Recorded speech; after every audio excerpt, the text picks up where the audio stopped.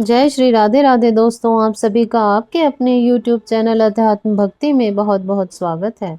आइए आज आप सब जानेंगे वर्ष 2024 सितंबर माह में पितृपक्ष कब से शुरू होने जा रहे हैं, किस तारीख को किस तिथि आदि का श्राद्ध तर्पण का कार्य किया जाएगा, इस दौरान क्या करना चाहिए और क्या नहीं करना चाहिए। तो आइए जानते हैं इन सभी बातों के बारे में। आश्विन मास कृष्ण पक्ष में 15 दिन, जिसमें कि पितृपक्ष श्राद्ध या कनागत के नाम से जाना जाता है। भाद्रपद मास पूर्णिमा से लेकर के आश्विन कृष्ण पक्ष अमावस्या तक, जो कि इन 16 दिनों तक श्राद्ध तर्पण आदि का कार्य किया जाता है। शास्त्रों में मनुष्यों के लिए देव ऋण, ऋषि ऋण और पितृ ऋण, ये 3 ऋण बतलाए गए हैं। इनमें श्राद्ध के द्वारा पितृ ऋण का उतारना आवश्यक है, क्योंकि जिन माता पिता ने हमारी आयु, आरोग्यता और सुख सौभाग्य आदि की वृद्धि के लिए अनेक प्रकार के यत्न किए, उनके ऋण से मुक्त न होने पर हमारा जन्म ग्रहण करना निरर्थक होता है। उनके ऋण को उतारने में कोई ज्यादा खर्च नहीं होता है। केवल वर्ष भर में उनकी मृत्यु तिथि को सर्व सुलभ जल, तिल, यव, कुश और पुष्प आदि से उनका श्राद्ध संपन्न करके गौग्रास दे करके 1 या 3 या 5 ब्राह्मणों को भोजन करा देने से ऋण उतर जाता है तथा पितरों की कृपा प्राप्त होती है। इस सरलता से साध्य होने वाले कार्य की उपेक्षा नहीं करनी चाहिए। इसके लिए जिस मास की जिस तिथि को माता पिता आदि की मृत्यु हुई हो, उस तिथि को श्राद्ध करने के सिवा आश्विन कृष्ण महालय पक्ष में उस तिथि को श्राद्ध तर्पण, गोग्रास और ब्राह्मण भोजन आदि करना आवश्यक है। इससे पितृगण प्रसन्न होते हैं और हमारा सौभाग्य बढ़ता है। पुत्रों को चाहिए कि वह अपने माता पिता की मरण तिथि को मध्याह्न काल में पुनः स्नान करके श्राद्ध आदि करें और ब्राह्मणों को भोजन कराएं, स्वयं भोजन करें। जिस स्त्री को कोई पुत्र ना हो या उनके घर में पुरुष ना हो, वह स्वयं ही अपने पति का श्राद्ध उनकी मृत्यु तिथि को कर सकती हैं। भाद्रपद शुक्ल पूर्णिमा से प्रारंभ करके आश्विन कृष्ण अमावस्या 16 दिन पितरों का तर्पण और विशेष तिथि को श्राद्ध अवश्य करना चाहिए।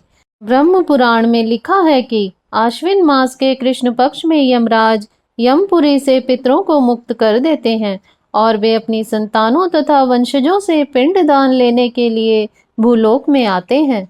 सूर्य के कन्या राशि में आने पर वे यहाँ आते हैं और अमावस्या के दिन तक घर के द्वार पर ठहरते हैं। सूर्य के कन्या राशि में आने के कारण ही आश्विन मास के कृष्ण पक्ष का नाम कनागत है, अर्थात कन्या जोरगत पड़ गया।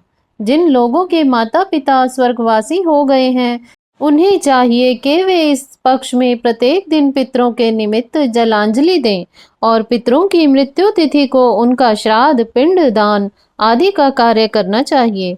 उस दिन ब्राह्मण भोजन कराना चाहिए, वस्त्र आदि का दान करना चाहिए, दक्षिणा आदि देनी चाहिए। इस पूरे पक्ष में कोई भी शुभ कार्य नहीं किया जाता है और ना ही नए वस्त्र बनवाए जाते हैं अथवा ना ही पहने जाते हैं। तो आइए जानते हैं किस तारीख को किस तिथि का श्राद्ध तर्पण आदि का कार्य किया जाएगा।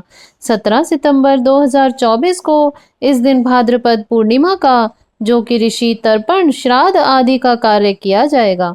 17 सितंबर को सुबह 11:45 तक चतुर्दशी तिथि है। उसके बाद पूर्णिमा तिथि शुरू है। तो इस दिन 17 सितंबर को पूर्णिमा का व्रत भी धारण किया जाएगा। इस दिन अनंत चतुर्दशी का व्रत भी किया जाएगा। गणेश विसर्जन का कार्य भी किया जाएगा। 17 सितंबर को ही ऋषि तर्पण आदि का कार्य भी किया जाएगा। आश्विन मास कृष्ण पक्ष प्रतिपदा का श्राद्ध 18 सितंबर से शुरू है, तो प्रतिपदा का श्राद्ध 18 सितंबर को किया जाएगा।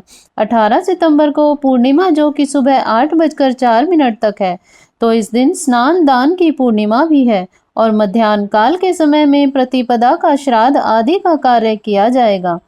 19 सितंबर को द्वितीया का श्राद्ध किया जाएगा। सुबह 4:20 तक 19 सितंबर को प्रतिपदा है। उसके बाद द्वितीया तिथि है। 20 सितंबर को तृतीया का श्राद्ध किया जाएगा। 21 सितंबर को चतुर्थी श्राद्ध किया जाएगा। 22 सितंबर को पंचमी श्राद्ध किया जाएगा और 23 सितंबर को षष्ठी श्राद्ध किया जाएगा। 24 सितंबर को सप्तमी श्राद्ध किया जाएगा। 25 सितंबर को अष्टमी श्राद्ध किया जाएगा। 26 सितंबर को नवमी श्राद्ध, जिसे कि मातृ नवमी के नाम से जानते हैं।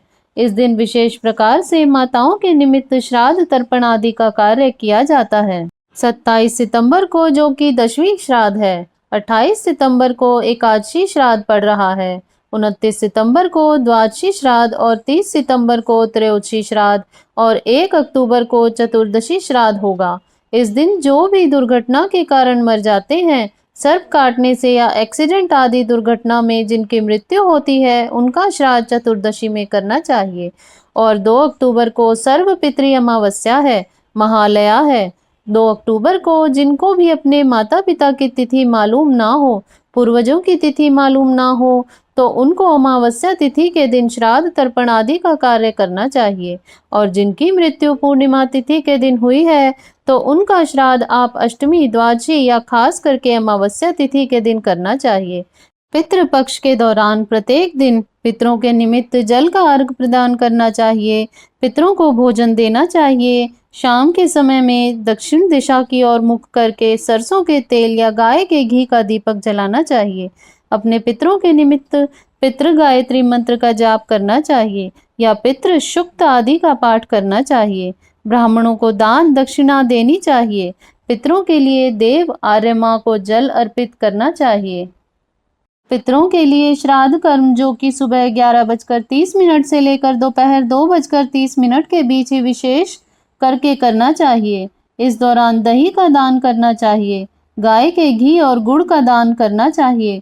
पितरों के नाम से गाय, कुत्ते, कोए के लिए भोजन देना चाहिए। पितृपक्ष के दौरान कोई भी नया वाहन, मकान, जमीन, कपड़े वगैरह नहीं खरीदने चाहिए। पितृपक्ष के दौरान इन कार्यों को बिल्कुल भी नहीं करना चाहिए। इस दौरान खास करके शराब, मांसाहार, पान, बैंगन, प्याज, लहसुन, बासी भोजन, सफेद तिल, लौकी, मूली, काला नमक, सत्तू, मसूर की दाल, सरसों का साग, चना और चने से बनी हुई चीज नहीं खानी चाहिए।